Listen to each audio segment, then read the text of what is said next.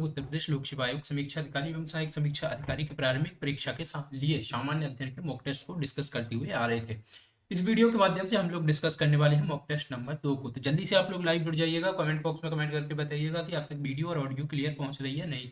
Video शुरू करने से पहले अगर आप हमारे चैनल पर नए हो तो चैनल को सब्सक्राइब करना ना भूलें, साथ ही बेल आइकन भी प्रेस कर लें ताकि इसी प्रकार के लेटेस्ट नॉलेज वाली जो वीडियो है वो आप तक जल्द से जल्द पहुंच सके। तो आइए शुरू करते हैं आज की अपनी इस वीडियो के माध्यम से हम लोग बेसिकली एग्जाम के पॉइंट ऑफ व्यू से महत्वपूर्ण प्रश्नों को और आगामी परीक्षा के दृष्टिकोण से महत्वपूर्ण प्रश्नों को डिस्कस करने वाले हैं। तो आइए जल्दी से एक बार लाइव जुड़ जाइएगा, कमेंट बॉक्स में कमेंट करके बताइएगा कि आप तक वीडियो और ऑडियो क्लियर पहुंच रही है। तो आइए शुरू करते हैं आज की अपनी इस वीडियो को। आज का जो हमारा बेसिकली पहला प्रश्न रहने वाला है उसको सॉल्व करने से पहले आप लोगों को एक इंपॉर्टेंट इन्फॉर्मेशन दे दें कि इसका जो पीडीएफ है उसका लिंक आपको डिस्क्रिप्शन में मिल जाएगा, वहां से जाके आप टेलीग्राम चैनल से पीडीएफ को डाउनलोड कर सकते हैं। तो आइए शुरू करते हैं आज की अपनी इस वीडियो को।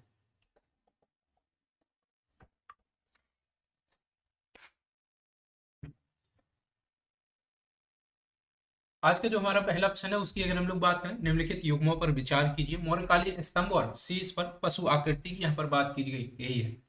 रमपुरवा, वृषभ, लौरिया, नंदनगढ़, सिंह, संकिसा, चतुरसिंह और बसाड़ गज उपयुक्त युग्मों में से कौन से सही सुमेलित हैं? केवल 1 और 2, 3 और 4, केवल 1, 3 और 4 या फिर केवल 1, 2 और 4। तो जल्दी से आप लोग कमेंट बॉक्स में कमेंट करके आंसर बताते हुए चलिएगा। अगर हम लोग बेसिकली बात करें जो मौर्यकालीन स्तंभों के बारे में, स्तंभ मौर्यकालीन वास्तुकला के सबसे अच्छे उदाहरण है। ये स्तंभ चमकदार, लंबे और एकात्मक बने हुए थे तथा नीचे से ऊपर की ओर क्रमशः पतले हुए बने हुए थे। अशोककालीन स्तंभ वास्तु तथा दक्षिण दोनों में ही दृष्टियों से एक अनुपम बना हुआ है और ये सभी चुनार बलुआ पत्थर से बने हुए हैं। अधिकांश स्तंभों पर धम्म लिपियां खुदी हुई हैं। अशोक के स्तंभों की संख्या निश्चित नहीं है। फाहियान ने 6 तथा ह्वेनसांग ने 15 स्तंभों का उल्लेख यहाँ पर किया है।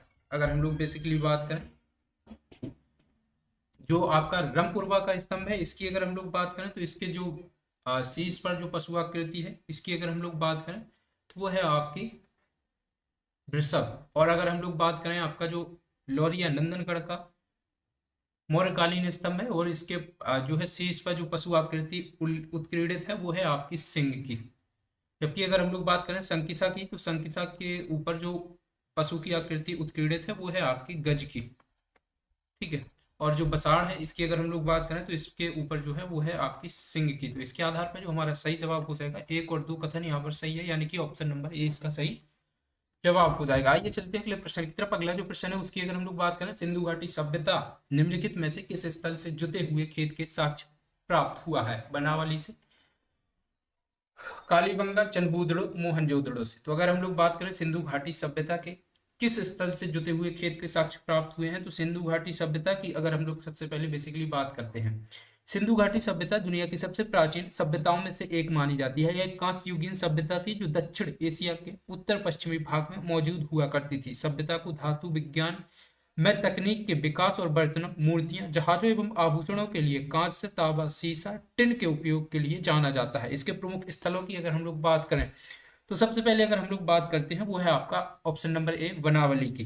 हरियाणा के हिसार जिले में स्थित इस स्थल का उत्खनन जो है 1973 से 74 के मध्य आर.एस. बिष्ट के द्वारा करवाया गया था। यहाँ से संस्कृति के 3 स्तर प्राक सैंधव, विकसित सैंधव तथा उत्तर सैंधव प्रकाश में आए हैं। यहाँ से मिट्टी का बना हल, जौ के दाने, कई मकानों से अग्निवेदियां तथा कुछ लघु नारी मूर्तियां भी देखने को मिलती हैं। वहीं अगर हम लोग बात करें ऑप्शन नंबर सी चनहूदड़ो के बारे में, तो मोहनजोदड़ो के लगभग 130 किलोमीटर दक्षिण पूर्व में स्थित इस स्थल की खोज 1934 में एन.जी. मजूमदार ने की थी। मकानों में कमरे, आंगन, स्नान गृह, शौचालय आदि होते थे। यहाँ से मनका बनाने के कारखाने और पकी हुई वक्राकार ईंटें भी प्राप्त हुई हैं। वहीं अगर हम लोग बात करें कालीबंगा के बारे में, कालीबंगा की बात करें तो कालीबंगा राजस्थान राज्य के हनुमानगढ़ जिले में एक प्राचीन ऐतिहासिक स्थान है। यह सिंधु घाटी सभ्यता का एक छोटा शहर हुआ करता था जो सरस्वती नदी के तट पर स्थित है। इसकी खोज वर्ष 1952 में भारतीय पुरातत्व सर्वेक्षण के निदेशक अमलानंद घोष द्वारा की गई थी। यहाँ के उत्खनन में जुटे हुए खेत, लघु पाषाण उपकरण तथा कांच व मिट्टी की चूड़ियां आदि के अवशेष प्राप्त हुए हैं। इसके आधार पर हमारा सही जवाब हो जाएगा ऑप्शन नंबर बी। वहीं अगर हम लोग बात करें मोहनजोदड़ो के बारे में, तो मोहनजोदड़ो पाकिस्तान के सिंध प्रांत में सिंधु नदी के किनारे बसे करीब 4000 साल पुराने इस शहर की खोज राखलदास बनर्जी ने की 1921 में की थी। भारतीय पुरातत्व सर्वेक्षण के महानिदेशक जॉन मार्शल के निर्देशन पर इसकी खुदाई की गई और पुरातत्ववेत्ताओं को कंघी, साबुन व दवाइयां भी यहाँ से प्राप्त हुई हैं। तो इसके आधार पर अगर हम लोग बात करें सिंधु घाटी सभ्यता की किस स्थल से जुते हुए खेत के साक्ष्य प्राप्त हुए हैं, तो वो मिले हैं हमें कालीबंगा से। आइए चलते हैं अगले प्रश्न की तरफ। अगला प्रश्न है निम्नलिखित में से कौन सी मथुरा कला की विशेषताएं हैं। 3 कथन दिए गए हैं। बौद्धिकता एवं शारीरिक सौंदर्य बल, बौद्ध मूर्तियों के साथ ब्राह्मण तथा जैन मूर्तियों की प्रधानता, वैदेशिक प्रभाव से मुक्त। नीचे दिए गए कूट का प्रयोग कर सही उत्तर को चुनिए। केवल 1 और 2, 2 और 3, केवल 1 और 3 या फिर 1, 2 और 3। तो जल्दी से आप लोग कमेंट बॉक्स में कमेंट करके बताइए क्वेश्चन नंबर 3 का जवाब। अगर हम लोग बात करें मथुरा कला के बारे में, तो इस शैली का विकास पश्चिमी उत्तर प्रदेश की मथुरा से हुआ है। इसे उत्तर भारत की मूर्ति कला की शैलियों में श्रेष्ठ स्थान प्राप्त है। गुप्त काल की श्रेष्ठतम मूर्ति कला को मथुरा शैली का विकसित स्वरूप माना जाता है। अगर हम लोग बात करें मथुरा कला की विशेषताओं के बारे में, तो मूर्तियों का निर्माण सफेद चित्तीदार लाल पत्थर से हुआ होता है। गांधार शैली में बैठी हुई बुद्ध मूर्तियां पद्मासन तथा कमलासन पर हैं, जबकि मथुरा शैली में बुद्ध सिंहासन पर बैठे हुए होते हैं तथा पैरों के समीप सिंह की आकृति भी उकेरी जाती है। अगर हम लोग बात करें मथुरा शैली की मूर्तियों में के मुख पर आभा एवं प्रभाव मंडल तथा दिव्यता एवं आध्यात्मिकता की अभिव्यंजना विशेष उल्लेखनीय। इस शैली पर शरीर का धड़ आधा नग्न तथा आधा वस्त्रहीन होता है। दाहिना हाथ अभय मुद्रा में और वस्त्र सलवटों से युक्त होता है। बौद्ध मूर्तियों के साथ ब्राह्मण तथा जैन मूर्तियों की प्रधानता देखने को मिलती है। मथुरा कला में अभाव की कल्पना और अलंकरण की नीति सर्वथा भारतीय है। यह कला शैली वैदेशिक प्रभाव से पूर्णतः मुक्त थी और मूर्तियां सामान्यतः बुद्ध के जीवन और जातक कथाओं की कहानियों को दर्शाती हैं। तो इसके आधार पर जो हमारा सही जवाब हो जाएगा उसकी अगर हम लोग बात करें तो केवल 2 और 3। आई होप आप लोग इसको क्लियर समझ गए होंगे। ऑप्शन नंबर बी इसका सही जवाब हो जाएगा। वहीं अगर हम लोग बात करें गांधार कला शैली में अगर हम लोग बात करें तो बाह्य सौंदर्य को मूर्त रूप देने का प्रयत्न किया गया है। शैली में उच्च कोटि की नक्काशी का प्रयोग करते हुए भावना एवं अलंकारिता का सुंदर मिश्रण दिखाया गया है। इन मूर्तियों की आध्यात्मिकता तथा भावुकता न होकर बौद्धिकता तथा शारीरिक सौंदर्य ही प्रधानता दिखाई देती है। तो ये जो बौद्धिकता तथा शारीरिक सौंदर्य पर बल जो दिया जाता है वो गांधार कला में दिया जाता है। आई होप आप लोग इसको क्लियर समझ गए होंगे। तो आइए चलते हैं अगले प्रश्न की तरफ। जो अगला हमारे पास प्रश्न है उसकी अगर हम लोग बात करें, निम्नलिखित में से कौन 12वीं शताब्दी में दक्षिण भारत में उदित वीर शैव आंदोलन के संस्थापक थे। लकुलिश, कुलशेखर, मणिचक्कर या फिर वासवन्ना। तो अगर हम लोग बात करें 12वीं शताब्दी में दक्षिण भारत में उदित वीर शैव आंदोलन के जो संस्थापक थे उनकी अगर हम लोग बात करें तो वो थे आपके वासवन्ना। ऑप्शन नंबर डी इसका सही जवाब हो जाएगा। वासवन्ना कलचुरी राजा के दरबार में मंत्री हुआ करते थे और वीरशैव भगवान शिव के उपासक थे। वीरशैव शिव के अलावा किसी अन्य भगवान की पूजा नहीं किया करते थे। अगर हम लोग बात करें 12वीं शताब्दी में कर्नाटक में एक नवीन आंदोलन का उद्भव हुआ जिसका नेतृत्व वासवन्ना नामक एक ब्राह्मण ने किया और इनको बसवेश्वरा के नाम से भी जाना जाता है। आइए चलते हैं अगले प्रश्न की तरफ। अगला प्रश्न है क्वेश्चन नंबर 5। जल्दी से आप लोग कमेंट बॉक्स में कमेंट करके आंसर बताने की कोशिश कीजिएगा। निम्नलिखित में से कौन सा आचार्य कौटिल्य द्वारा वर्णित राज्य के 7 अंगों में सम्मिलित नहीं है को फाइंड आउट करना है। धर्म, दुर्ग, मित्र और कोश। तो जल्दी से आप लोग क्वेश्चन नंबर 5 का जवाब देने की कोशिश करेंगे। अगर हम लोग बेसिकली बात करें यहाँ पर, कौटिल्य को भारतीय राजनीतिक विचारों का जनक माना जाता है। इनका जन्म 4वीं ईसा पूर्व मगध राज्य में हुआ और उनके बचपन का नाम जो है विष्णुगुप्त हुआ करता था। इन्हें चाणक्य के नाम से भी जाना जाता है। इन्होंने विश्व प्रसिद्ध पुस्तक एक अर्थशास्त्र की रचना की है। कौटिल्य ने राज्य के 7 अंगों का वर्णन किया है तथा राज्य के सभी अंगों की तुलना शरीर के अंगों से की है, जबकि आधुनिक राज्यों में राज्य के 4 लक्षण या अंग पाए जाते हैं। कौटिल्य द्वारा वर्णित राज्य के 7 अंगों की अगर हम लोग बात करें, राजा, अमात्य या मंत्री, जनपद, दुर्ग, कोष, दंड या सेना या फिर मित्र, ये 7 के 7 जो हैं कौटिल्य द्वारा वर्णित राज्य के 7 अंग माने गए हैं। राजा की बात करें तो कौटिल्य ने राजा को राज्य के केंद्र व अभिन्न अंग माना है तथा उन्होंने राजा की तुलना शीर्ष से की है। अमात्य मंत्री की बात की जाए तो कौटिल्य ने अमात्य और मंत्री दोनों की तुलना आंखों से की है। जनपद की बात की जाए तो कौटिल्य ने इसकी तुलना पैर से की है और जनपद का अर्थ होता है जनयुक्त भूमि। दुर्ग की बात की जाए तो कौटिल्य ने दुर्ग की तुलना बाहों या भुजाओं से की है। कोस की बात की जाए तो इसकी तुलना कौटिल्य ने मुख से की है। और दंड या सेना की बात की जाए तो कौटिल्य ने सेना की तुलना मस्तिष्क से की है। उन्होंने सेना के 4 प्रकार बताए हैं: हस्ती सेना, अश्व सेना, रथ सेना तथा पैदल सेना। मित्र की बात की जाए तो कौटिल्य ने कान कहा है। इसके अनुसार राज्य की उन्नति के लिए तथा विपत्ति के समय सहायता के लिए राज्य के मित्रों की आवश्यकता होती है। तो इसके आधार पर जो हमारा इसमें नहीं है वो है ऑप्शन नंबर ए, धर्म इसके अंतर्गत 7 अंगों में सम्मिलित नहीं है। दुर्ग, मित्र, कोष और इसके साथ साथ ही अगर हम लोग बात करें तो राजा, अमात्य, अमात्य जिसे मंत्री कहा जाता है, और इसके साथ जनपद, जनपद के अलावा एक और है आपको सेना। ठीक है, ये साथ के साथ जो है अंग आपके आचार्य कौटिल्य द्वारा वर्णित राज्य के 7 अंगों में सम्मिलित हैं। आइए चलते हैं अगले प्रश्न की तरफ। अगला जो प्रश्न है उसकी अगर हम लोग बात करें, बौद्ध धर्म की विशेषताओं के संदर्भ में निम्नलिखित में से कौन सा या से सही है या है? वेदों की प्रामाणिकता को स्वीकार करना, आत्मा के अस्तित्व का खंडन करना और निर्वाण का आशय, जन्म मरण चक्र से मुक्ति। इसके साथ हमारे पास ऑप्शंस जो दिए गए हैं उसकी अगर हम लोग बात करें, नीचे दिए गए कोड का प्रयोग करके सही उत्तर को हम लोगों को फाइंड आउट करना है। तो अगर हम लोग बेसिकली बात करें बौद्ध धर्म की विशेषताओं के संदर्भ में, बौद्ध धर्म भारत की श्रवण परंपरा से निकला धर्म और दर्शन है। इसके संस्थापक भगवान बुद्ध माने जाते हैं। बुद्ध राजा शुद्धोधन के पुत्र हुआ करते थे और इनका जन्म लुम्बिनी नामक ग्राम यानी कि नेपाल में हुआ था। आज बौद्ध धर्म में 3 प्रमुख संप्रदाय हैं: थेरवाद, महायान और वज्रयान। बौद्ध धर्म की प्रमुख विशेषताओं की अगर हम लोग बात करें तो बौद्ध धर्म ने आत्मा के अस्तित्व का खंडन किया है।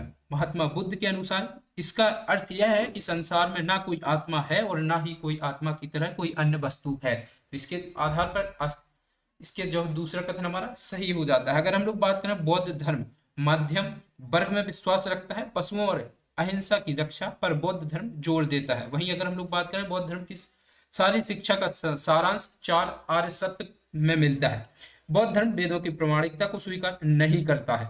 वहीं अगर हम लोग बात करें, बुद्ध धर्म के अनुसार मानव जीवन की परम लक्ष्य निर्वाण की प्राप्ति है और बौद्ध धर्म के अनुसार जीवन का चरम लक्ष्य निर्वाण प्राप्ति होता है। निर्वाण का आशय होता है कि दीपक का बुझ जाना अतः जन्म मरण चक्र से मुक्त हो जाना। इसके आधार पर अगर हम लोग बात करें तो हमारा ऑप्शन नंबर सी इसका सही जवाब हो जाएगा। 2 और 3 यहाँ पर केवल और केवल सही जवाब है। पहला जो कथन है वो हमारा गलत दिया है, वेदों की प्रामाणिकता को स्वीकार नहीं, इसके खंडन करता है। ठीक है, तो हमारा ऑप्शन नंबर सी इसका सही जवाब हो जाएगा। आइए चलते हैं अगले प्रश्न की तरफ। अगला हमारे पास प्रश्न है, निम्नलिखित में से किस वाकाटक शासक ने सेतुबंध नामक कृति की रचना की थी? प्रवरसेन प्रथम ने, रुद्रसेन प्रथम ने, पृथ्वीसेन प्रथम ने या प्रवरसेन द्वितीय ने?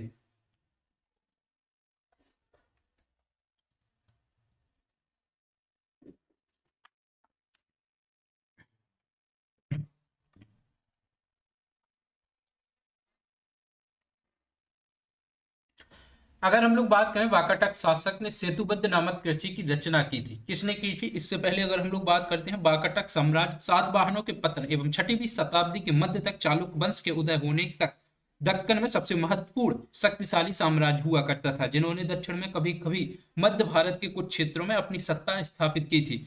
अगर हम लोग बात करें यहाँ पर प्रवरसेन के बारे में, प्रवरसेन प्रथम लगभग 280 ईस्वी में राज सिंहासन पर बैठा और उसके काल में वाकाटक राज्य बुंदेलखंड से लेकर हैदराबाद तक फैल गया।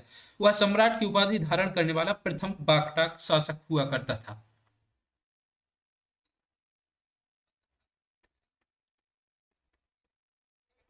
फर्स्ट सम्राट की उपाधि धारण करने वाला वाकाटक।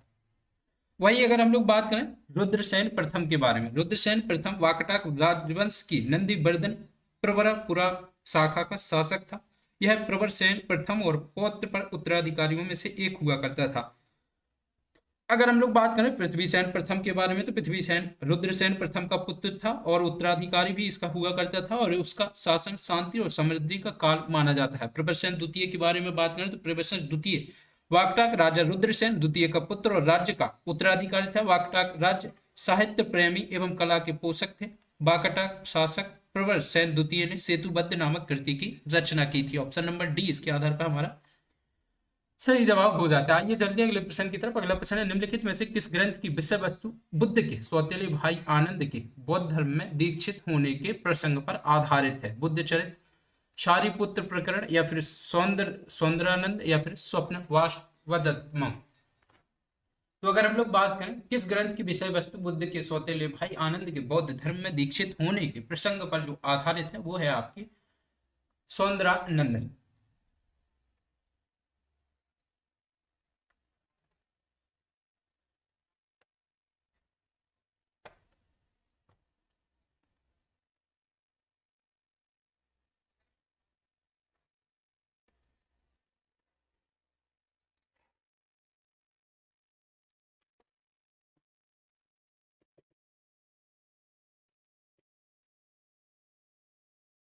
आइए चलते हैं अगले प्रश्न की तरफ। अगला जो प्रश्न है उसकी अगर हम लोग बात करें, क्वेश्चन नंबर 9, अशोक के स्तंभ के संदर्भ में निम्नलिखित कथनों पर विचार कीजिए। आपके पास चार कथन दिए गए हैं, उनकी अगर हम लोग बेसिकली बात करें तो ये स्तंभ एकाश्म पत्थर से निर्मित है। इन्हें एक ऊंची चौकी पर स्थापित किया गया है। ये स्वतंत्र रूप से विकसित स्तंभ है, या फिर इनकी चौड़ाई नीचे से ऊपर तक एक समान है? उपयुक्त कथनों में से कौन से सही हैं? केवल एक और तीन, दो और चार, एक, तीन और चार, या फिर दो, तीन और चार? तो अगर हम लोग बात करें अशोक के स्तंभों के संदर्भ में, अगर हम लोग बात करें, सम्राट अशोक मौर्य वंश के सबसे शक्तिशाली सम्राट थे। उनका जन्म 304 ईसा पूर्व में हुआ था और इनका साम्राज्य 232 ईसा पूर्व तक उत्तर में हिंदू कुश तक्षशिला से लेकर दक्षिण में गोदावरी नदी, सुवर्णगिरी पहाड़ी, मैसूर तक फैल गया था। इस काल के स्तंभ मौर्य युगीन वास्तुकला के सबसे अच्छे उदाहरण हैं। अशोक के स्तंभ की संख्या एक निश्चित नहीं है। फाहियान ने इसके लिए फाहियान के द्वारा 6 स्तंभों का वर्णन किया गया है, जबकि आपके ह्वेनसांग के द्वारा 15 स्तंभों का वर्णन किया गया है। अशोक के स्तंभों की विशेषताओं की अगर हम लोग बात करें तो नीचे से ऊपर की ओर ये पतले हो गए थे, तो इनकी चौड़ाई नीचे से ऊपर तक एक समान है, ये हमारा गलत हो जाता है। वहीं अगर हम लोग बात करें, ये स्तंभ बिना चौकी और आधार के भूमि पर टिकाए गए थे, इन्हें एक चौकी पर स्थापित किया गया था, तो ये भी इसका गलत हो जाता है। अगर हम लोग बात करें, सभी चुनार बलुआ पत्थर से निर्मित हैं। अगर हम लोग बात करें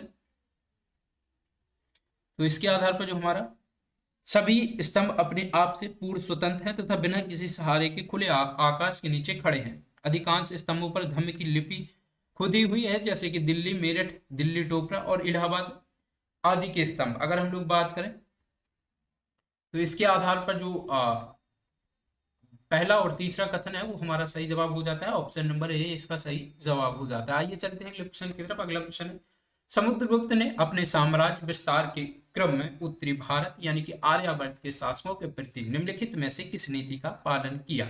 ग्रहण, मोक्षानुग्रह, पृष्ठोद्धरण, या फिर सर्वक करदान, आज्ञाकरण, प्रमाणागमन, आत्मनिवेदन, कन्योपायन और गुरुबंदात्मक? तो समुद्रगुप्त ने अपने साम्राज्य विस्तार के क्रम में उत्तरी भारत यानी कि आर्यावर्त के शासकों के प्रति निम्नलिखित में से किस नीति का पालन किया है? इसकी अगर हम लोग बात करें तो वो नीति थी आपकी ऑप्शन नंबर बी, प्रसवोद्धरण। ठीक है। इस नीति की अगर हम लोग बात करें तो दक्षिण की विजय से वापस लौटने के बाद समुद्रगुप्त ने उत्तर भारत के राजाओं का विनाश कर उन्हें अपने राज्य में मिला लिया और इस नीति की प्रशस्ति में प्रसवोद्धरण इसे कहा गया। आइए चलते हैं अगले प्रश्न की तरफ। अगला प्रश्न है, निम्नलिखित युग्मों में कौन सा सही सुमेलित है? ग्रंथ और उसके रचनाकार की यहाँ पर बात की गई है। तो अगर हम लोग बात करें नीति वाक्यामृत ग्रंथ की, कथा सरित सागर, बृहत कथा मंजरी और नीति सार, इसके रचनाकार में आपके पास सोमदेव सूरी, भारवी, बारहमी और क्षेमेंद्र का वर्णन किया गया है। तो इसमें से हम लोगों को सही सुमेलित को फाइंड आउट करना है। बेसिकली एक ऑप्शन से यहाँ पर सही होगा। तो अगर हम लोग बात करें नीति वाक्यामृत के बारे में, तो नीति वाक्यामृत ग्रंथ के जो रचनाकार हैं वो है सोमदेव सूरी। सोमदेव सूरी पहला कथन हमारा सही हो जाता है। जबकि अगर हम लोग बात करें कथा सरित सागर के बारे में, कथा सरित सागर के बारे में बात करें तो इसकी जो है विश्व कथा साहित्य को भारत की अनूठी देन है। यह संस्कृत तथा साहित्य की शिरोमणि ग्रंथ है, जिसकी रचना की बात की जाए तो कश्मीरी पंडित सोमदेव भट्ट के द्वारा इसकी रचना की गई थी। सोमदेव भट्ट के द्वारा। अगर हम लोग बात करें बृहत कथा मंजरी के बारे में, तो बृहत कथा मंजरी नामक ग्रंथ की रचना क्षेमेंद्र द्वारा की गई थी। क्षेमेंद्र द्वारा बृहत कथा मंजरी की रचना। और जबकि अगर हम लोग बात करें नीति सार की, तो नीति सार के जो रचयिता है वो हैं कामंदक। आई होप आप लोग इसको क्लियर समझ गए होंगे। ऑप्शन नंबर ए हमारा सही जवाब हो जाएगा। आइए चलते हैं अगले प्रश्न की तरफ। अगला जो प्रश्न है, मकली गोशाल निम्नलिखित में से किस धार्मिक संप्रदाय से संबंधित है? भौतिकवादी, नित्यवादी, आजीवक या फिर कापालिक? तो जो मकली है गोशाल, इसकी अगर हम लोग बात करें तो यह है आपका आजीवक संप्रदाय से संबंधित। अगर हम लोग बात करें भौतिकवादी संप्रदाय के बारे में, भौतिकवादी संप्रदाय की बात करें तो नास्तिक मत में बौद्ध, जैन तथा चार्वाक प्रमुख हैं। इसे भौतिकवादी दर्शन भी कहा जाता है। नित्यवादी की बात करें, ऑप्शन नंबर बी, इसके प्रवक्ता कच्चायन है। भारत के बाकी सारे ही दार्शनिक किसी न किसी रूप से नित्यवादी को मानते हैं। कापालिक की अगर हम लोग बात करें तो यह एक तांत्रिक शैव संप्रदाय था जो अपुराणीय था। इन्हें भैरव तंत्र तथा कौल तंत्र की रचना की। कापालिक संप्रदाय पाशुपत तथा शैव संप्रदाय का वह अंग है जिसमें वामाचार अपने चरम रूप में पाया जाता है। कापालिक संप्रदाय के अंतर्गत लकुलीस या लकुशीस को पाशुपत मत का प्रवर्तक माना जाता है। आइए चलते हैं अगले प्रश्न की तरफ। अगला हमारे पास प्रश्न है, धूमेक स्तूप के संदर्भ में निम्नलिखित कथनों पर विचार कीजिए। इसे गुप्त शासकों द्वारा निर्मित कराया गया है। यह एक ऊंचे चबूतरे पर पत्थर से निर्मित है। इसके अलंकरण में ज्यामितीय आकृतियां एवं पुष्प चित्रों का प्रयोग किया गया है। उपयुक्त कथनों में से कौन सा या से सही है या है? केवल एक और तीन, केवल दो, केवल तीन या फिर एक, दो और तीन? तो अगर हम लोग बात करें धूमेक स्तूप के संदर्भ में, धूमेक स्तूप के संदर्भ में अगर हम लोग बात करें तो इसको जो है गुप्त शासकों के द्वारा निर्मित करवाया गया था। और यह जो है गुप्त काल में हिंदू मंदिरों के अतिरिक्त बौद्ध विहारों, चैत्यों और स्तूपों का भी बहुत अधिक निर्माण हुआ है। सारनाथ के धूमेक स्तूप का निर्माण भी गुप्त काल में ही हुआ और इसकी मुख्य विशेषताएं थी, यह ईंटों से निर्मित था। ठीक है, इसका आधार अन्य गुप्तकालीन स्तूपों के समान वर्गाकार न होकर गोलाकार था। इसमें अन्य स्तूपों की तरह चबूतरा नहीं बल्कि यह धरातल पर बना हुआ था। अगर हम लोग बात करें, स्तूप की दीवारों पर बौद्ध प्रतिमाएं रखने के लिए स्थान है जिनके नीचे रेखा गणित की आकृतियां बनी हुई हैं। इसका आकार ज्यामितीय रेखा का है और यह अधिकांश रूप से मिट्टी एवं ईंटों से बना हुआ है। इस स्तूप का निचला हिस्सा पुष्पों की नक्काशी से सजा हुआ है। यह स्तूप 6 अवसरों पर बढ़ाया गया है, परंतु इसके ऊपरी हिस्सा अभी भी अपूर्ण है। इसकी दीवारों पर अत्यधिक सुंदर मनुष्य एवं पक्षियों के चित्र बने हुए हैं तथा ब्राह्मी लिपि में शिलालेख लिखे हुए हैं। इसके आधार पर हमारा सही जवाब हो जाएगा ऑप्शन नंबर ए। एक और तीन इसके सही कथन दिए गए हैं। इसे गुप्त शासकों द्वारा निर्मित किया गया, पत्थर से निर्मित नहीं है, यह ईंटों से निर्मित है। ठीक है, आइए चलते हैं अगले प्रश्न की तरफ। अगला जो प्रश्न है उसकी अगर हम लोग बात करें, गायत्री मंत्र का उल्लेख ऋग्वेद में निम्नलिखित में से किस मंडल में है? प्रथम मंडल में, द्वितीय मंडल में, तृतीय मंडल में या फिर चतुर्थ मंडल में? तो जल्दी से आप लोग क्वेश्चन नंबर 14 का जवाब देने की कोशिश कीजिए। अगर हम लोग बात करें यहाँ पर ऋग्वेद के बारे में, ऋग्वेद दुनिया का प्रथम ग्रंथ है और धर्मांत ग्रंथ माना जाता है। यूनेस्को ने ऋग्वेद की 1800 से 1500 ईसा पूर्व की लगभग 30 पांडुलिपियों को सांस्कृतिक धरोहर की सूची में शामिल किया है। ऋग्वेद की रचना संभवतः सप्त सिंधु प्रदेश में मानी जाती है। अगर हम लोग बात करें ऋग्वेद को, जो ऋग्वेद में 10 मंडल है यानी कि 10 अध्याय हैं और 1028 सूक्त हैं। अगर हम लोग बात करें ऋग्वेद में 11,000 मंत्रों का वर्णन हमें लगभग मिलता है। ऋग्वेद के प्रथम मंडल के रचयिता अनेक ऋषि को माना जाता है, जबकि द्वितीय मंडल गृहस्थ संभव, तृतीय को विश्वामित्र को और चतुर्थ को वामदेव को, पंचम के अत्रि और षष्टम के भारद्वाज, सप्तम के वशिष्ठ और अष्टम के कर्णव और अंगिरा तथा नवम और दसम मंडल के अनेक ऋषि को इसके रचयिता माना जाता है। अगर हम लोग बात करें प्रथम और अंतिम मंडल समान रूप से बड़े हैं। इनमें सूक्तों की संख्या भी 191 उल्लेखित की गई है। दूसरे एवं सातवें मंडल तक का अंश ऋग्वेद का सबसे श्रेष्ठ भाग माना जाता है। वहीं अगर हम लोग बात करें ऋग्वेद के तीसरे मंडल में गायत्री मंत्र का उल्लेख हमें मिलता है। तो ऑप्शन नंबर सी हमारा सही जवाब हो जाएगा। 10वें मंडल में औषधि सूक्त यानी दवाओं का जिक्र मिलता है, जिसमें औषधियों की संख्या 125 के लगभग बताई गई है, जो 107 स्थानों पर पाई जाती है। औषधि में सोम का विशेष वर्णन किया गया है। आइए चलते हैं अगले प्रश्न की तरफ। अगला प्रश्न है, निम्नलिखित में से कौन सा महाजनपद गोदावरी नदी के तट पर अवस्थित था? चेदी, मत्स्य, वस्त और अश्वमक। तो अगर हम लोग बात करें 6ठी शताब्दी ईसा पूर्व में कुछ साम्राज्यों के विकास में वृद्धि हुई थी, जो बाद में प्रमुख साम्राज्य बन गए और इन्हें महाजनपद या महान देश के नाम से भी जाना जाने लगा। प्राचीन बौद्ध साहित्य अगुंतर निकाय में 16 महाजनपदों की सूची हमें मिलती है। ये है काशी, कौशल, अंग, मगध, वज्जी, मल्ल, चेदी, वत्स, कुरु, पांचाल, मत्स्य, सूरसेन, अश्वमक और अवंती, गांधार और कंबोज। अगर हम लोग बात करें चेदी महाजनपद के बारे में तो यह सुक्तिमती नदी के पास का देश था, जिसमें बुंदेलखंड का दक्षिणी भाग और जबलपुर का उत्तरी भाग सम्मिलित हुआ करता था। कलिचुरी वंश ने भी यहाँ राज्य किया। मध्य प्रदेश का ग्वालियर क्षेत्र वर्तमान में चंदेरी कस्बा की प्राचीन काल के चेदी राज्य की राजधानी बताया जाता है। अगर हम लोग बात करें मत्स्य महाजनपद के बारे में, राजस्थान में स्थित यह महाजनपद भारत महाभारत काल का समय का माना जाता है। इस जनपद की राजधानी विराटनगर मानी जाती है। यह महाजनपद यमुना नदी के पश्चिमी में कुरु राज्य के दक्षिण में अवस्थित माना जाता है। वत्स महाजनपद की बात करें तो आधुनिक उत्तर प्रदेश के इलाहाबाद तथा मिर्जापुर जिले के इसके अंतर्गत आते थे और इसकी राजधानी कौशाम्बी हुआ करती थी। वहीं अगर हम लोग बात करें अश्वमक महाजनपद के बारे में तो यह वर्तमान तेलंगाना और महाराष्ट्र में गोदावरी नदी के तट पर स्थित था। इसकी राजधानी को पोटली या पोतन कहा जाता था। इसे तेलंगाना में वर्तमान बोधन के रूप में पहचाना जाता है। अश्वमक एकमात्र महाजनपद था जो दक्षिणापात नामक क्षेत्र में स्थित था। तो इसके आधार पर हमारा सही जवाब हो जाएगा गोदावरी नदी के तट पर जो अवस्थित था वो था आपका ऑप्शन नंबर डी, अश्वमक। आइए चलते हैं अगले प्रश्न की तरफ। अगला हमारे पास प्रश्न निम्नलिखित चीनी यात्रियों को उनकी भारत यात्रा के क्रम में व्यवस्थित कीजिए तथा नीचे दिए गए कूट का प्रयोग करके सही उत्तर को फाइंड आउट करना है। फायान, ह्वेनसांग, सुंगयुन और इत्सिंग। तो अगर हम लोग बेसिकली बात करें आपके जो चीनी यात्री हैं इनके बारे में, अगर हम लोग बेसिकली बात करें प्राचीन भारतीय इतिहास में पुनर्निर्माण में चीनी यात्रियों के विवरण भी विशेष उपयोगी रहे हैं। ये चीनी यात्री बौद्धमय मतानुयायी थे तथा भारत में बौद्ध तीर्थ स्थानों की यात्रा और बौद्ध धर्म के विषय में जानकारी प्राप्त करने के लिए आए थे। ये भारत का उल्लेख ये तू नाम से करते हैं। ठीक है, अगर हम लोग बेसिकली बात करें जो चीनी यात्री प्रसिद्ध प्रमुख रूप से प्रसिद्ध हैं वो है फायान, सुंगयुन, ह्वेनसांग और इत्सिंग। फायान गुप्त नरेश चंद्रगुप्त द्वितीय विक्रमादित्य 375 से 1415 ईस्वी के राज दरबार में आया था। इसने अपने विवरण में मध्य प्रदेश के समाज एवं संस्कृति का वर्णन किया है। वह मध्य प्रदेश की जनता को सुखी एवं समृद्ध बताता है। वहीं अगर हम लोग बात करें स्विंग यून के बारे में तो 518 में भारत में आया था और उसने अपने 3 वर्ष में यात्रा को बौद्ध ग्रंथों की प्रतियां एकत्रित की थी। चीनी यात्रियों में सर्वाधिक महत्व ह्वेनसांग अथवा युआनचांग का ही है, जो महाराज हर्षवर्धन के शासनकाल में भारत आया था। उसने 16 वर्षों तक यहाँ निवास कर विभिन्न स्थानों की यात्रा की तथा नालंदा विश्वविद्यालय में 6 वर्ष तक रहकर शिक्षा भी प्राप्त की थी। तो इसके आधार पर अगर हम लोग बेसिकली बात करें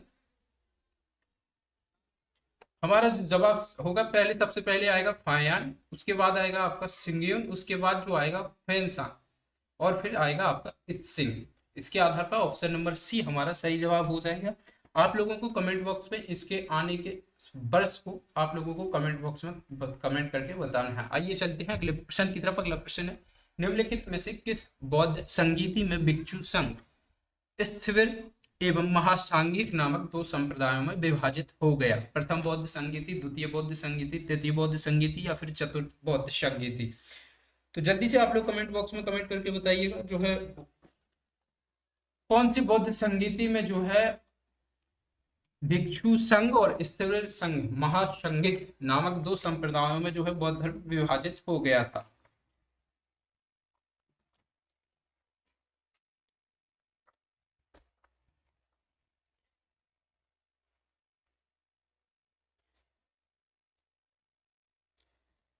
तो अगर हम लोग बेसिकली बात करें बौद्ध धर्म के विकास के इतिहास में 4 बौद्ध संगीतियों का अत्यंत महत्वपूर्ण स्थान माना जाता है। प्रथम संगीति महात्मा बुद्ध की मृत्यु के बाद राजगृह की सप्तकर्णी गुफा में हुई थी। इस समय मगध का शासक अजातशत्रु हुआ करता था और इस संगीति की अध्यक्षता महाकश्यप ने की थी। इसमें बुद्ध के प्रमुख शिष्य आनंद और उपाली भी उपस्थित थे। इसमें बुद्ध की शिक्षाओं का संकलन हुआ तथा उन्हें सुत्त और विनय नामक 2 पिटकों में विभाजित किया गया। सुत्त पिटक में धर्म के सिद्धांत तथा विनय पिटक में आचार के नियम का संकलन किया गया। द्वितीय बौद्ध संगीति का आयोजन कालाशोक के शासनकाल में बुद्ध की मृत्यु के लगभग 100 वर्ष बाद वैशाली में किया गया। इस समय वैशाली के भिक्षुओं ने विनय संबंधी कुछ ऐसे नियमों को अपना लिया जिन्हें अवंती आदि पश्चिमी स्थानों के भिक्षु त्यज समझते थे। इसके परिणाम स्वरूप भिक्षु संघ 2 संप्रदायों में विभाजित हो गया। परंपरागत विनय में आस्था रखने वाले संप्रदाय को स्थविर अथवा थेरावादी तथा परिवर्तन के साथ विनय को स्वीकार करने वालों को संप्रदाय महासांघिक तथा सर्वत्रवादी भी कहा गया। द्वितीय बौद्ध संगीति मौर्य शासक अशोक के काल में पाटलिपुत्र में बुलाई गई। इसकी अध्यक्षता मोगलीपुत्र तिस्य ने की थी। उन्होंने कथा वस्तु नामक ग्रंथ का संकलन किया जो अभिधम्म पिटक के अंतर्गत आता है। इस समिति ने कुल बुद्ध की शिक्षाओं का विभाजन नए सिरे पर किया तथा उसमें अभिधम्म नामक तीसरा पिटक भी जोड़ दिया। इसमें धर्म के सिद्धांत की दार्शनिक व्याख्या हमें देखने को मिलती है। वहीं अगर हम लोग बात करें बौद्ध धर्म की चतुर्थ अथवा अंतिम संगीति कुषाण शासक कनिष्क के राज्यकाल में कश्मीर के कुंडलवन में संपन्न हुई और इसकी अध्यक्षता वसुमित्र ने की थी। अश्वघोष इसके उपाध्यक्ष बने। इस सभा में महासंघिकों को बोलबाला था। यहाँ बौद्ध ग्रंथों के कठिन अंशों पर सम्यक विचार विमर्श किया गया। इसके आधार पर जो हमारा सही जवाब है महासंघिक नामक दो संप्रदायों में जो विभाजित हुआ था द्वितीय बौद्ध संगीति के अंतर्गत हुआ था। स्थविर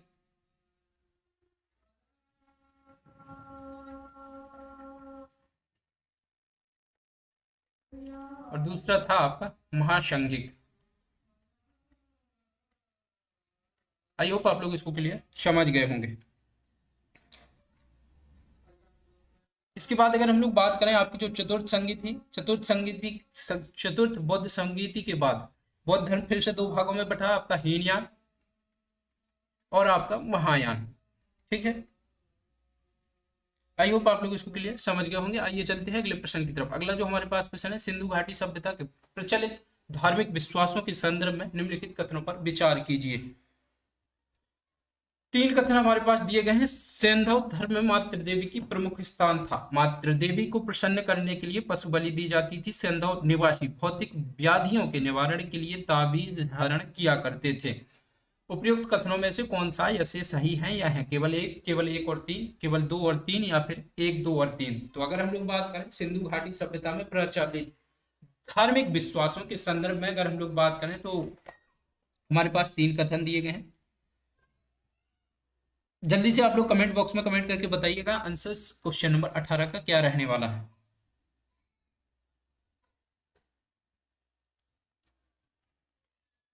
सबसे हम लोग पहले समझते हैं सैंधव निवासियों के धर्म के ज्ञान के लिए हमें मुख्य रूप से मुद्राओं, छोटी छोटी मूर्तियों, पाषाण प्रतिमाओं आदि के प्रमाण पर ही ध्यान देना होगा। सैंधव नगरी की खुदाई में किसी भी मंदिर, समाधि आदि के अवशेष हमें नहीं मिलते हैं।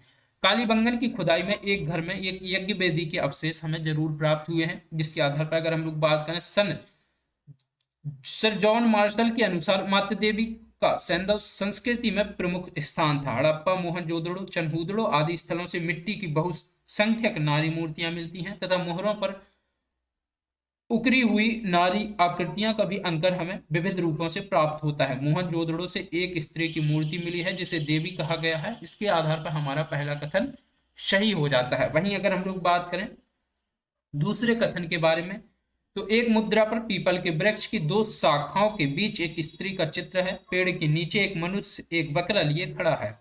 नीचे मनुष्यों की भीड़ का एक चित्रण है। इस चित्र से स्पष्ट होता है कि बकरे की बलि यानी कि पशु बलि मातृ देवी को प्रसन्न करने के लिए दी जाती थी।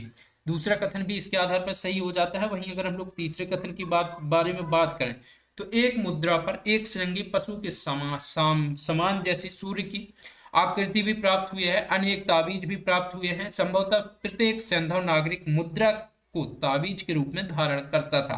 ताबीजों पर तरह तरह के चित्र खुदे हुए हैं जिनका धार्मिक महत्व रहा होगा। सैंधव सभ्यता में विभिन्न प्रकार के कर्मकांडों का प्रचलन भी हमें देखने को मिलता है। यहाँ धार्मिक मान्यता और विश्वासों का युग भी माना जाता है। यहाँ शिवलिंग के नीचे गड़े ताबीजों की तरह के कई पत्थर के टुकड़े हमें प्राप्त हुए हैं जिनके एक किनारे पर छिद्र बने हैं। सैंधव निवासी भौतिक व्याधियों के निवारण के लिए ही ताबीज का प्रयोग अपने दैनिक जीवन में किया करते थे। इसके आधार पर हमें तीसरा कथन भी सही प्रतीत होता है। तो ये ऑप्शन नंबर डी हमारा सही जवाब हो जाएगा। उपयुक्त कथनों में से कौन सा ऐसे सही है? तीनों के तीनों यहाँ पर सही जवाब हो जाएगा। आइए चलते हैं अगले प्रश्न की तरफ। अगला प्रश्न है निम्नलिखित में से किस यूनानी लेखक ने चंद्रगुप्त मौर्य के राजप्रसाद का वर्णन किया है और उसे सूसा और एक बतना के राजप्रसाद से भव्य बताया है? एरियन ने, स्ट्रोबो ने, निरियाकस ने और आर्नेसिक्रेटस ने।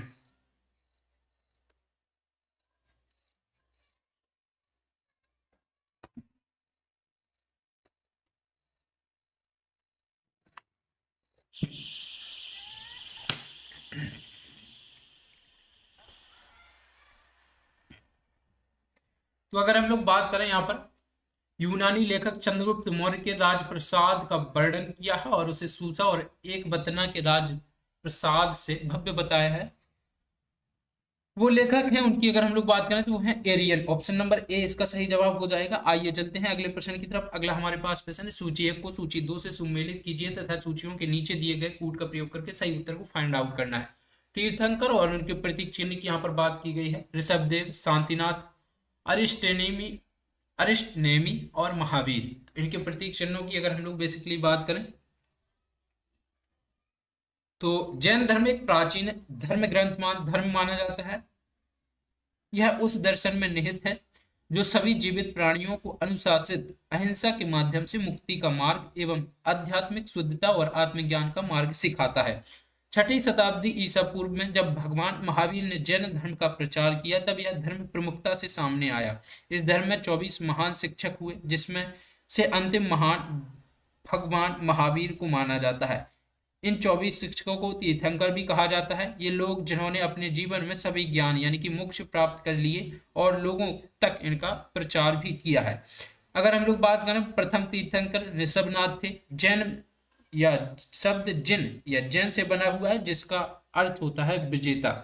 जैन धर्म के 24वें तीर्थंकर बर्धमान महावीर का जन्म 540 ईसा पूर्व वैशाली के निकट कुंडल ग्राम में हुआ था। ये यात्रज्ञ वंश के एक मगध के शाही परिवार से जुड़े हुए माने जाते हैं। अगर हम लोग बात करें जो आपके ऋषभदेव के हैं,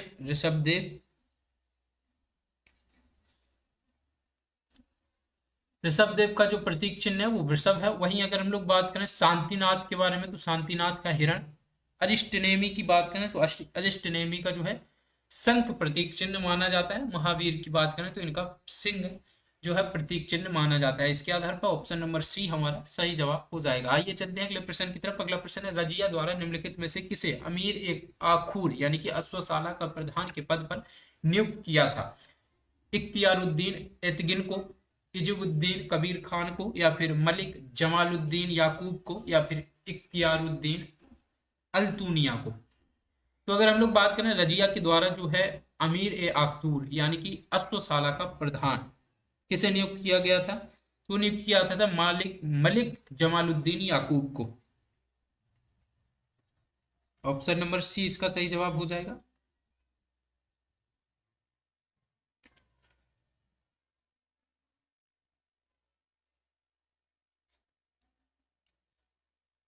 आइए चलते हैं अगले प्रश्न की तरफ। अगला हमारे पास जो प्रश्न है उसकी अगर हम लोग बात करें, सिद्दी मौला का विद्रोह निम्नलिखित में से किस सुल्तान के काल में हुआ था? जलालुद्दीन खिलजी, अलाउद्दीन खिलजी, मोहम्मद बिन तुगलक, या फिर फिरोज शाह तुगलक? सिद्दी मौला का विद्रोह की अगर हम लोग बेसिकली बात करें तो यह जो है जलालुद्दीन खिलजी के काल में हुआ था।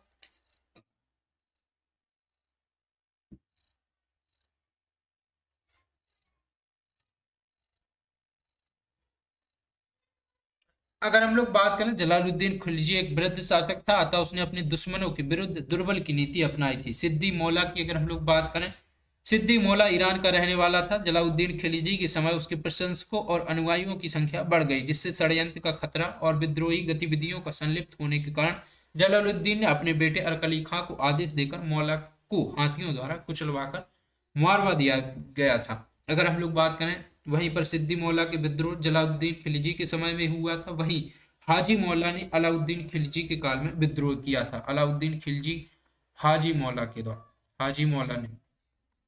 वहीं अगर हम लोग बात करें मोहम्मद बिन तुगलक के समय होने वाले विद्रोह को प्रथम विद्रोह 1326 ईस्वी में बहाउद्दीन गुरसाप्पा या फिर गुलबर्गा में किया था। आई होप आप लोग उसको क्लियर समझ गए होंगे। आइए चलते हैं अगले प्रश्न की तरफ। अगला हमारे पास प्रश्न है, एकता प्रणाली के संदर्भ में निम्नलिखित में से कौन सा ऐसे कथन सही है या है? एकता के पदाधिकारी वली कहलाते थे। यह पुनः हस्तांतरण पर आधारित राजस्व संबंधी व्यवस्था थी। सियासत नामक ग्रंथ में एकता की सभी विशेषताओं का उल्लेख मिलता है। नीचे दिए गए कूट के प्रयोग करके सही उत्तर को फाइंड आउट करना है। तो अगर हम लोग बेसिकली बात करें एकता प्रणाली के बारे में तो एकतादारी प्रथा की दिशा में पहला कदम इल्तुतमिश के द्वारा उठाया गया था। ठीक है, जब इसने इस व्यवस्था को सल्तनत में लागू किया, उसने राज्य को अनेक छोटे बड़े भूखंडों में विभाजित कर दिया जो इक्ता कहलाते थे। इक्ता की व्यवस्था किसके द्वारा शुरू की गई थी? इक्ता की व्यवस्था इल्तुतमिश के द्वारा।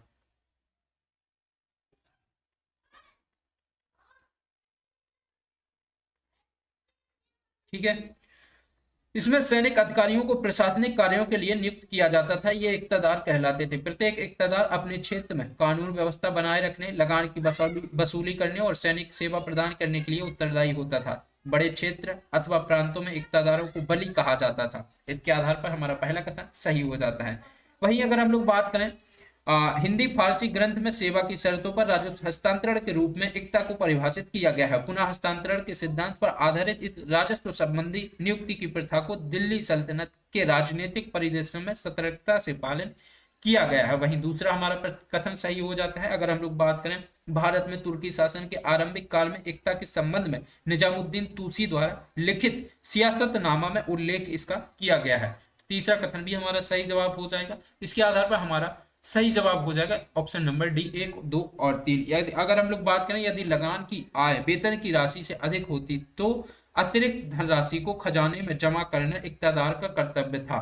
यह अधिशेष फवाजिल के नाम से जाना जाता था, फवाजिल के नाम से। ठीक है। अब वहीं अगर हम लोग बात करें जो इक्तादार को भूमि पर स्वामित्व का कोई भी अधिकार नहीं था।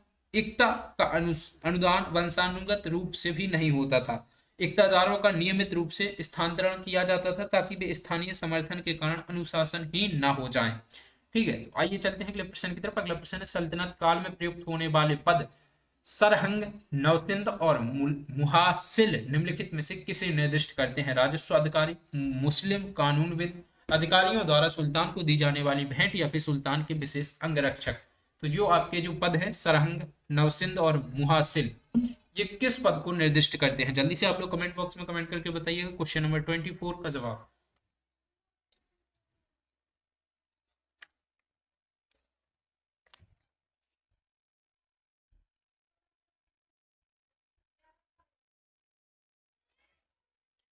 तो अगर हम लोग बात करें जो आपके सरहंग, नवसिंध और मुहासिल नामक पद हैं, इनकी अगर हम लोग बात करें तो ये हुआ करते थे आपके राजस्व अधिकारी के।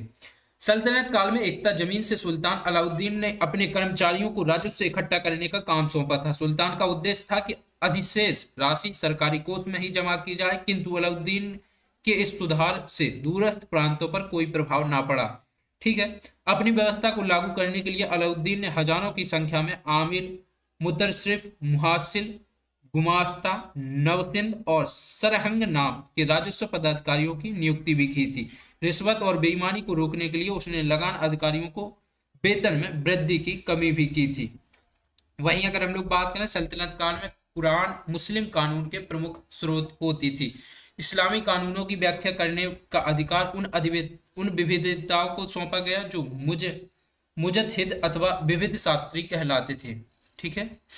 वही अगर हम लोग बात करें सल्तनत काल में सुल्तान के शाही अंगरक्षकों को सर ए जहांदार कहा जाता था। सर ए जहांदार। ठीक है। आइए चलते हैं अगले प्रश्न की तरफ। अगला हमारे पास प्रश्न है अमीर खुसरो ने अपनी निम्नलिखित में से किस रचना में अलाउद्दीन खिलजी को विश्व का सुल्तान कहा है? खजाइन उल फुतुह में, किरान उल सदामन में, मिफ्ताह उल फुतुह में या फिर मतरा उल अनवर में? तो अगर हम लोग बात करें अमीर खुसरो की रचना के बारे में जिसमें उसने अलाउद्दीन खिलजी को विश्व का सुल्तान कहा है तो वो है आपकी खजाइन उल फुतुह में। ऑप्शन नंबर ए इसका सही जवाब हो जाएगा। आइए चलते हैं अगले प्रश्न की तरफ। अगला जो प्रश्न है उसकी अगर हम लोग बात करें, नीचे दो कथन दिए गए हैं, एक को अभिकथन ए तथा दूसरे को उसका कारण आर कहा गया है। अभिकथन दिया गया है इल्तुतमिश ने सेना में दासों को विशेष रूप से भर्ती किया। दूसरा इसका कारण दिया गया है इल्तुतमिश अमीरों की बढ़ती हुई शक्ति को रोकना चाहता था। नीचे दिए गए कूट का प्रयोग करके सही उत्तर को फाइंड आउट करना है। अगर हम लोग बात करें तो इल्तुतमिश ने सेना में दासों को विशेष रूप से भर्ती किया था, यह कथन सही है। और इस इल्तुतमिश अमीर की बढ़ती हुई शक्ति को रोकना चाहता था, इसका कारण भी यह सही है। ऑप्शन नंबर ए इसका सही जवाब हो जाएगा।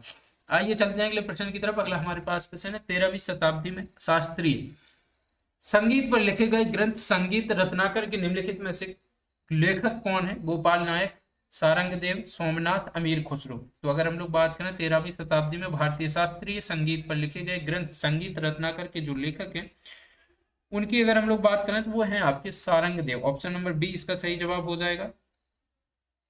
आइए चलते हैं अगले प्रश्न की तरफ। अगला हमारे पास प्रश्न है, अलाई दरवाजा निम्नलिखित के संदर्भ में निम्नलिखित कथनों पर विचार कीजिए। यह कुब्बत उल इस्लाम मस्जिद के परिसर में अवस्थित है। इसे लाल बलुआ पत्थर और सफेद संगमरमर का प्रयोग किया है। इसके छज्जों का निर्माण अवरोही टोड़ा तकनीक से हुआ है। उपयुक्त कथनों में से कौन सा सही है या सही है? केवल एक और दो, केवल दो और तीन, केवल तीन, या फिर एक, दो और तीन। तो अलाई दरवाजा के संदर्भ में अगर हम लोग बेसिकली बात करें, कुब्बत उल इस्लाम मस्जिद के क्षेत्रफल को इल्तुतमिश और अलाउद्दीन खिलजी जैसे सुल्तान द्वारा विस्तार प्रदान किया गया। प्राय एक मस्जिद का क्षेत्रफल सदियों किसी निश्चित समय में निश्चित स्थान की मुस्लिम जनसंख्या का संकेतक होता है। इसके आधार पर हमारा जो अगर हम लोग बात करें, कुब्बत उल इस्लाम मस्जिद के परिसर में अवस्थित है, कथन सही हो जाता है। अलाउद्दीन खिलजी द्वारा निर्मित जिन भवनों को उनके साथ जोड़ा गया, उसमें कुब्बत उल इस्लाम मस्जिद के दक्षिण की ओर बनाया गया अलाई दरवाजा विशेष महत्वपूर्ण है। उच्च कोटि के लाल बलुआ पत्थर और श्वेत संगमरमर से बनाई गई यह इमारत शेरशाह के समय तक की सभी सल्तनती इमारतों की एक श्रेष्ठतम इमारत मानी जाती है। अगर हम लोग बात करें अलाई दरवाजे की श्रेष्ठता अलाउद्दीन खिलजी के राज्य में साधन जुटाने की क्षमता की ओर भी संकेत करती है। हम इस इमारत को यह बिंदु मान सकते हैं जहां से वो पहले की अनिश्चितता और रुकावटों को लांघकर एक सष्ट हिंद इस्लामी स्थापत्य शैली का विकास माना जाता है। इसके निर्माण कार्य में बलुआ पत्थर जैसे श्वेत संगमरमर का भी साथ में प्रयोग किया गया है और बारीकी कारीगरी और जालियां जिसमें देखने को मिलती हैं। तीन प्रवेश द्वारों अलाई दरवाजा का, तो इसके आधार पर हमारा पहला कथन सही हो जाता है। ऑप्शन नंबर ए, पहला और दूसरा कथन सही है। आइए चलते हैं अगले प्रश्न की तरफ। अगला प्रश्न है, निम्नलिखित में से कौन सा कार्य सिकंदर लोधी से संबंधित है? आगरा नगर की स्थापना, मुहर्रम मनाने और ताजिया निकालने पर प्रतिबंध, आयुर्वेद ग्रंथ का फारसी में अनुवाद, माप के इलाही गज का प्रारंभ। नीचे दिए गए कूट का प्रयोग करके सही उत्तर को फाइंड आउट करना है। तो अगर हम लोग बात करें सिकंदर लोधी के बारे में, सिकंदर लोधी का मूल नाम निजाम खां था। बहलोल लोधी ने अपनी मृत्यु के पश्चात निजाम खां को अपना उत्तराधिकारी बनाया था। सिकंदर लोधी ने राजस्थान में बादलगढ़ किले का निर्माण करवाया। उसने राजस्थान के शासकों पर अपने अधिकार को सुरक्षित रखने एवं व्यापारिक मार्गों पर नियंत्रण रखने के उद्देश्य से 1504 में आगरा की स्थापना की, जो 1506 में इसने उसकी राजधानी बनाई थी। आगरा को नामकरण भी इसके द्वारा ही किया गया। तो इसके आधार पर इसकी जो है पहला कथन सही हो जाता है। अगर हम लोग इसकी धार्मिक नीति के संदर्भ में बात करें तो सिकंदर लोधी धार्मिक दृष्टि से उदार नहीं थे। उसने थानेश्वर के हिंदू मेले पर प्रतिबंध लगा दिया और यमुना तट पर मुंडन पर रोक भी लगा दिया। जजिया पुनः लगाया और उसके द्वारा नियम बनाया गया कि सिया मुस्लिम ताजिया नहीं निकाल सकते हैं तथा मुहर्रम मनाने पर भी रोक लगा दी गई। पीरों व एवं फकीरों की मजारों पर स्त्रियों के जाने पर भी इसके द्वारा रोक लगाई गई थी। वहीं अगर हम लोग सांस्कृतिक उपलब्धि की बात करें तो साहित्यिक जगत में सिकंदर लोधी गुलरुखी के नाम से विख्यात था। उसने स्वयं फारसी में पद्म की रचना की और गान विद्या में उसकी अभिरुचि मानी जाती है। वह शहनाई सुनने का शौकीन था। उसी समय गान विद्या पर लज्जत सिकंदर शाही की रचना हुई। सिकंदर लोधी ने संगीत पर अनेक दुर्लभ संस्कृत ग्रंथों को फारसी में अनुवाद करवाया। उसके द्वारा आयुर्वेद ग्रंथ का फारसी में अनुवाद किया गया, जिसका नाम फरंग ए सिकंदरी भी रखा गया। सिकंदर लोधी ने भूमि माप हेतु गज ए सिकंदरी का प्रचलन आरंभ किया। इसके स्थान पर अकबर द्वारा गज ए इलाही यानी कि इलाही गज का प्रवर्तन किया गया। इसके आधार पर जो हमारा सही जवाब हो जाएगा, आगरा नगर की स्थापना, मुहर्रम मानने और आयुर्वेद ग्रंथ की गज ए इलाही को जो है अकबर के द्वारा शुरू करवाया गया था, जबकि गज ए सिकंदरी इसके द्वारा शुरू करवाया गया था। आई होप आप लोग इसको क्लियर समझ गए होंगे। ऑप्शन नंबर सी इसका सही जवाब हो जाएगा। आइए चलते हैं अगले प्रश्न की तरफ। अगला हमारे पास प्रश्न है, सूची 1 को सूची 2 के साथ सम्मिलित करना है। अधिकारी और उनके दायित्व की यहाँ पर बात की गई है। मुतसरफे, मुस्तौफी, खरीदादार, मुहतसिब, तो इनके जो दायित्व हुआ करते थे उनसे इनसे इनको फाइंड आउट मैच करवाना है। तो जल्दी से आप लोग कमेंट बॉक्स में कमेंट करके बताइएगा क्वेश्चन नंबर 30 का जवाब क्या रहेगा। एक बार आप लोग कमेंट बॉक्स में कमेंट करके बता दीजिएगा कि आप तक वीडियो और ऑडियो क्लियर पहुंच रही है या नहीं।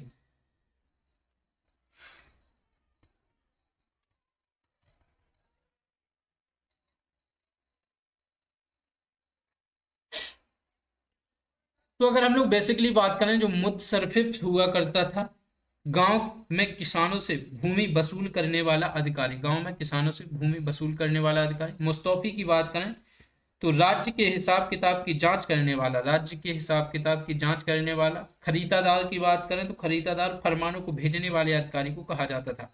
मुहत्तसिब की बात करें तो गैर इस्लामी क्रियाकलापों को प्रतिबंधित करने वाला।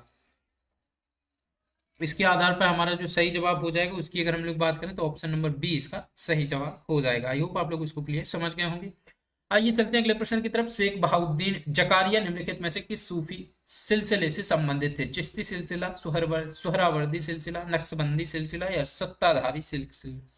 तो अगर हम लोग बात करें शेख बहाउद्दीन जकारिया के बारे में, तो यह जो है सुहरावर्दी सिलसिले से संबंधित है। ऑप्शन नंबर बी इनका सही जवाब हो जाएगा।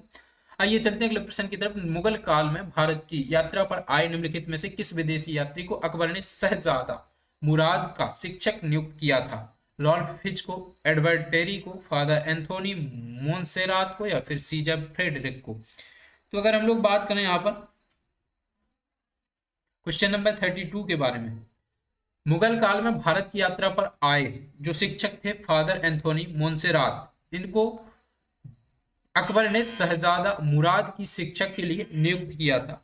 फादर एंथोनी मोन्सेरात की बात करें तो एवेक्या के साथ साथ 1578 में अकबर के दरबार में यह आए थे। ठीक है, इसके आधार पर ऑप्शन नंबर सी हमारा सही जवाब हो जाएगा। अगला हमारे पास जो प्रश्न है उसकी अगर हम लोग बात करें, शाहजहां की धार्मिक नीति के संदर्भ में निम्नलिखित में से कौन से सही हैं? चार कथन दिए गए हैं, जल्दी से आप लोग फाइंड आउट कमेंट बॉक्स में कमेंट करके आंसर देने की कोशिश कीजिएगा।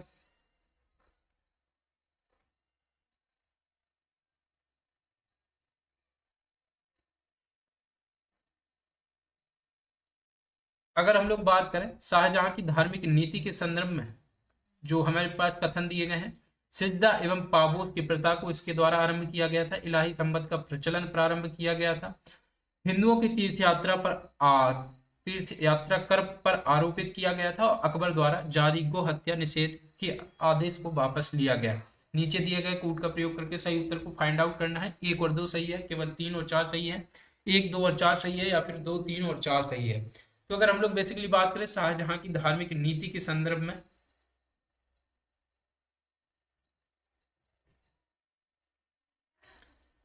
शाहजहां की धार्मिक नीति के संदर्भ में अगर हम लोग बेसिकली बात करें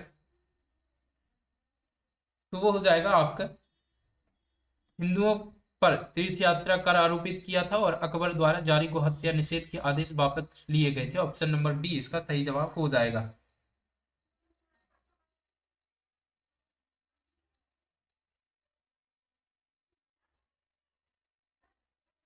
आइए चलते हैं अगले प्रश्न की तरफ। अगला जो हमारे पास प्रश्न है उसकी अगर हम लोग बात करें, मुगल काल में निम्नलिखित में से किसे भागवत पुराण का फारसी भाषा में अनुवाद किया था? किसने भागवत पुराण का फारसी भाषा में अनुवाद किया था? अब्दुल कादिर बदायूनी ने, इब्राहिम सरहिंदी ने, अब्दुल रहीम खान ए खाना ने, या फिर राजा टोडरमल ने? तो अगर हम लोग बात करें भागवत पुराण का फारसी में जो अनुवाद किया गया था वो किया गया था आपके राजा टोडरमल के द्वारा। ऑप्शन नंबर डी इसका सही जवाब हो जाएगा। आइए चलते हैं अगले प्रश्न की तरफ। अगला हमारे पास प्रश्न है, निम्नलिखित में से किस मुगल शासक ने सिंचाई की सुविधाओं के विकास हेतु नहर ए फैज का निर्माण करवाया था? अकबर, जहांगीर, शाहजहां या फिर औरंगजेब ने?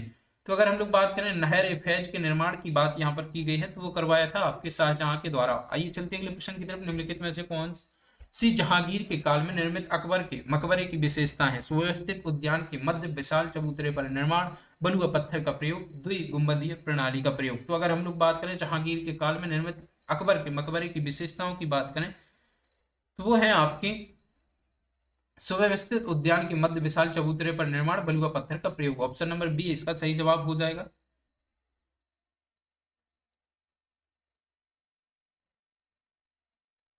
आइए चलते हैं अगले प्रश्न की तरफ। अगला हमारे पास जो प्रश्न है उसकी अगर हम लोग बात करें, शाहजहां के शासन काल में परगना और सरकार के मध्य निम्नलिखित में से किस प्रशासनिक इकाई का निर्माण किया गया? मावदा, नागला, दस्तूरी या फिर चकला। तो अगर हम लोग बात करें शाहजहां के शासनकाल में परगना और सरकार के मध्य किस प्रशासनिक इकाई का निर्माण किया गया था, तो वो थी आपकी चकला। ऑप्शन नंबर डी इसका सही जवाब हो जाएगा। शाहजहां द्वारा कश्मीर, ठट्टा और उड़ीसा को अलग करके उन्हें स्वतंत्र सूबा बना दिया गया था। इस प्रकार शाहजहां ने शासनकाल में सूबों की संख्या 18 हो गई थी और औरंगजेब ने गोलकुंडा और बीजापुर को विजित कर सूबों की संख्या 20 कर दिया गया था। इसकी अगर हम लोग बात करें तो प्रशासनिक दृष्टि से प्रत्येक सूबे को अनेक इकाइयों में बांटा गया। इन इकाइयों को सरकार कहा जाता था। प्रत्येक सरकार को पुनः परगना या महल में विभाजित किया गया। इन्हें परगनों में जिले या दस्तूर बनाए गए थे। ये प्रशासन की इकाई की सबसे छोटी इकाई मानी जाते हैं।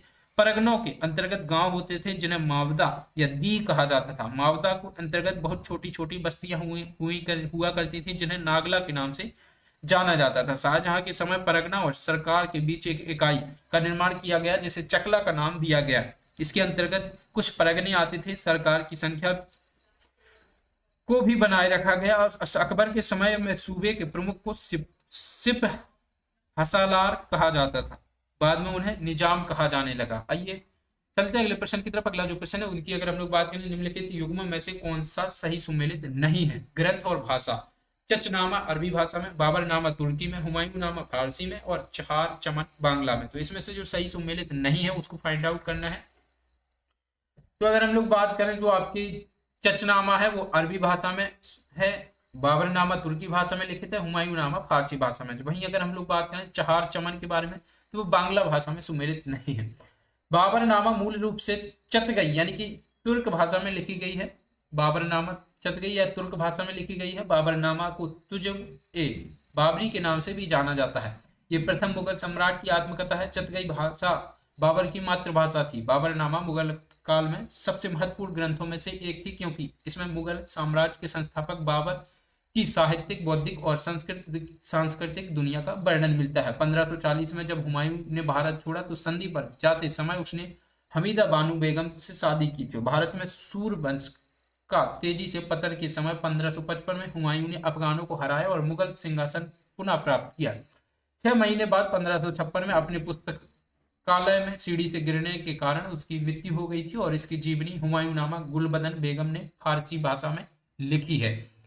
वहीं अगर हम लोग बात करें, चचनामा अरबी भाषा में लिखी गई है। मोहम्मद अली बिन अबू कर कुफी ने नसरुद्दीन कुबाचा के समय में इसकी अब फारसी भाषा में अनुवाद किया, जबकि चचनामा अरबों की सिंध विजय पर जानकारी का मूल स्रोत माना जाता है। अगर हम लोग बात करें, चहार चमन नामक पुस्तक चंद्रभान ब्राह्मण द्वारा फारसी भाषा में लिखी गई है। कौन सी भाषा में? फारसी भाषा में इसको लिखा गया है, जिसमें शाहजहां के शासनकाल का वर्णन हमें देखने को मिलता है। आइए चलते अगले प्रश्न की तरफ। अगला प्रश्न है, शेरशाह ने निम्नलिखित युद्धों को कालक्रम शेरशाह के निम्नलिखित युद्धों को कालक्रमानुसार व्यवस्थित कीजिए तथा नीचे दिए गए कोड का प्रयोग करके सही उत्तर को हम लोगों को फाइंड आउट करना है। सूरजगढ़ का युद्ध, चौसा का युद्ध, बिलग्राम का युद्ध और कालिंजर का युद्ध। तो अगर हम लोग बात करें यहाँ पर, सूरजगढ़ की लड़ाई जो है, सूरजगढ़ की लड़ाई जो है 1533 में लड़ी गई थी। और सूरजगढ़ की लड़ाई की बात करें तो जो है शेरशाह सूरी ने सूरजगढ़ के बिहार के लोहानी प्रमुख और बंगाल के मोहम्मद शाह की संयुक्त सेना को हराया था। इस जीत से पूरा बिहार शेरशाह के अधीन आ गया था। चौसा की लड़ाई मुगल सम्राट हुमायूं और अफगान शेरशाह सूरी के बीच एक उल्लेखनीय सैन्य संघर्ष है। यह 15 जून 1539 को, चौसा की जो युद्ध है इसकी अगर हम लोग बात करें, 26 जून 1539 को चौसा में बिहार में बक्सर से 10 मील दक्षिण पश्चिम में लड़ा गया था। शेरशाह विजय हुआ और खुद फरीद अल दीन शेरशाह का ताज पहना था। वहीं अगर हम लोग बात करें आपके बिलग्राम के युद्ध के बारे में, तो मुगल बादशाह हुमायूं और सूर साम्राज्य के संस्थापक शेरशाह के मध्य कन्नौज में हुआ भीषण युद्ध इस में बिलग्राम के युद्ध के नाम से जाना जाता है।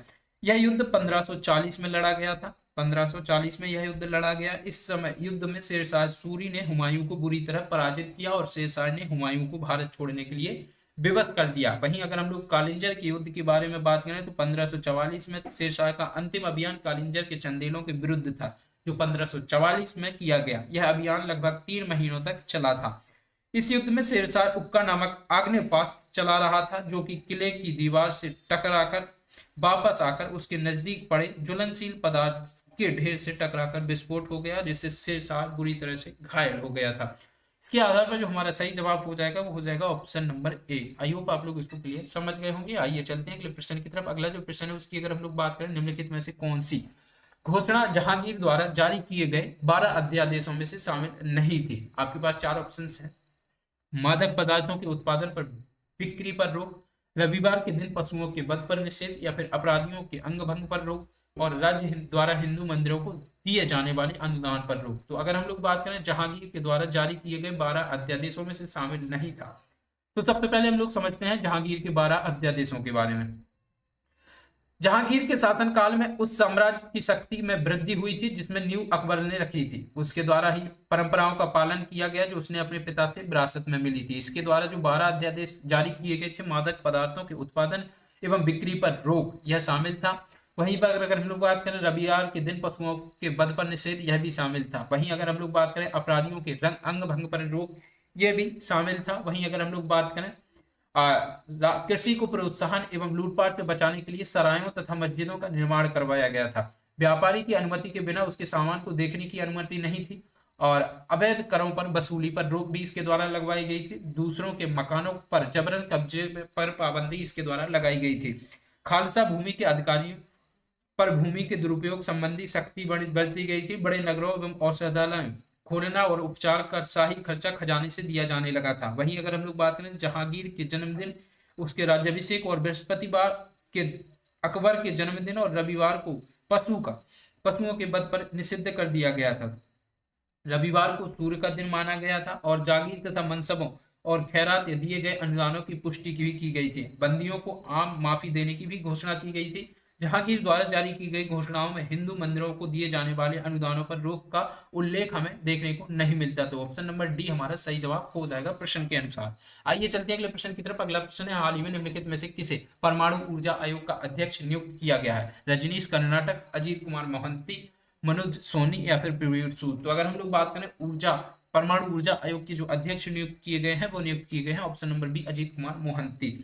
आइए चलते हैं अगले प्रश्न की तरफ। अगला जो हमारे पास प्रश्न है उसकी अगर हम लोग बेसिकली बात करें वो है निम्नलिखित पर विचार कीजिए तिथि और उनसे संबंधित दिवस की बात की गई है। 11 अप्रैल, 24 अप्रैल, 3 मई और 28 मई। राष्ट्रीय सुरक्षित मातृत्व दिवस, राष्ट्रीय पंचायती राज दिवस, विश्व प्रेस स्वतंत्रता दिवस, और फिर विश्व मासिक धर्म स्वच्छता दिवस के बारे में। तो उपयुक्त उद्यमों में से कौन से सही सम्मिलित हैं उनको फाइंड आउट करना है।